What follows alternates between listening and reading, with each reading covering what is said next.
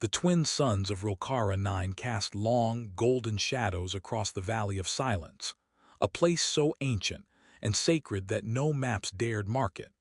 For 10,000 years, the sword had stood unmoved, buried half-deep in violet stone at the center of a long-dead battlefield.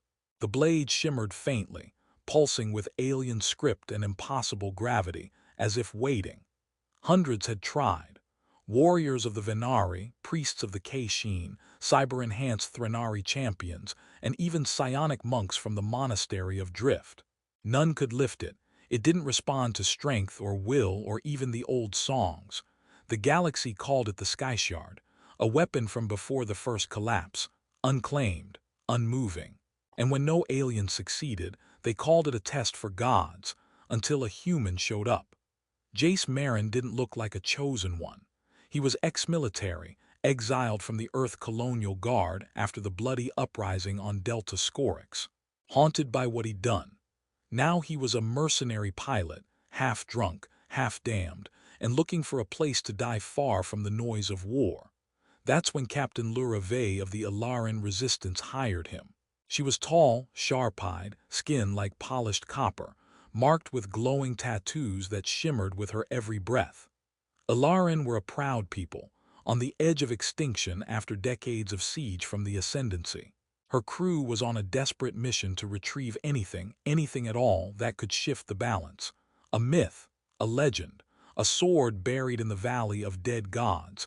Jace had laughed at first, then he saw it. The Sky Shard didn't look like any weapon he knew. The metal wasn't metal. The script didn't match any language in galactic archives. It thrummed with something older than science. And when he touched the stone that held it, it was warm. "They say it chooses the worthy," Lura said softly, standing beside him in the half-light. "And who decides what worthy means?" Jace asked. "No one knows," she replied. "But every species believes it will choose one of their own. The fact that no one succeeded humbles us." Jace had no intention of trying. He wasn't chosen. He wasn't pure. He had blood on his hands, some alien, some human. He wasn't worthy of anything. But as they camped near the valley, Lura watched him, studied him. She seemed fascinated by his cynicism, by the way he stared at the stars like they owed him something. "You fought for your people," she said one night. "And killed for them," Jace muttered. "I fought too," Lura replied. "Lost my sister in the siege of Sarrow. I still dream of the fire." Something shifted between them after that, shared wounds unspoken. Jace began helping the crew dig into ancient data tablets left in ruins surrounding the valley. He studied the glyphs. Lura translated songs. Together, they uncovered something extraordinary. The sword didn't need strength. It needed memory. Identity, a soul weathered by pain, a test not of power but of brokenness. Then the Ascendancy found them. Gunships streaked the sky in fire and shadow. The camp burned. Lura's crew scattered.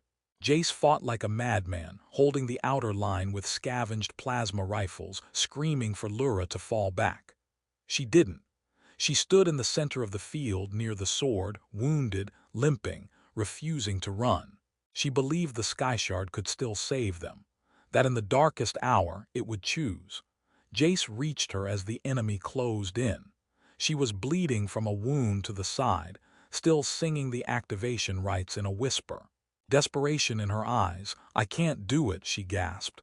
"It won't hear me." Jace looked at her, then at the blade. "Then maybe it needs someone who's lost everything." He stepped to the sword. The ground was littered with burning debris and bodies. The scream of engines filled the air. Jace reached out and gripped the hilt. At first, nothing. Then the world changed.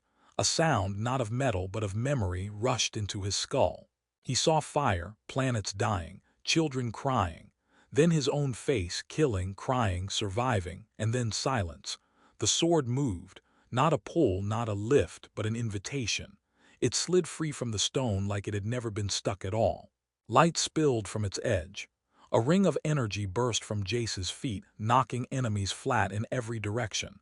The Ascendancy paused, and Jace stood, the Sky Shard in hand, humming with Starsong. He didn't think, he moved. The blade was weightless. It sang with each swing. Enemies fell. Ships exploded midair. The storm of light that poured from the weapon was not destructive, it was revelation. It showed the minds of the enemy their darkest truths. It made them falter. It made them flee. The battle turned. Lura's people rallied. The camp was secured. The wounded were pulled from the fire, and Jace dropped to his knees, the sword dimming in his hand. Lura approached him slowly. "You lifted it." "I don't know why," he whispered. "I'm not a hero." She knelt beside him, took his face in her hands. "You're not. You're something rarer. You're honest. You carry your wounds like armor. Maybe the sword doesn't want a savior. Maybe it wants someone who's been saved." In the days that followed, word of what happened spread across the fringe worlds. Not the myth. The truth, that a human, a broken, unwanted human, had lifted the Sky Shard. Not with pride, not with power, but with grief and love and memory. Jace stayed with Lura, not because of duty, but because for the first time he felt seen.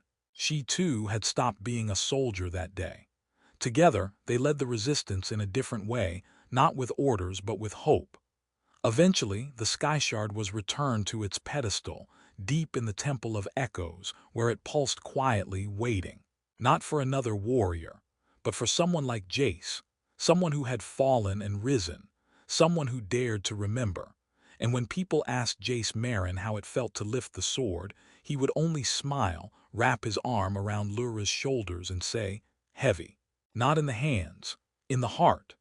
And that's the story of how the weapon of the gods was lifted, not by the strong, but by the broken who refused to stay broken.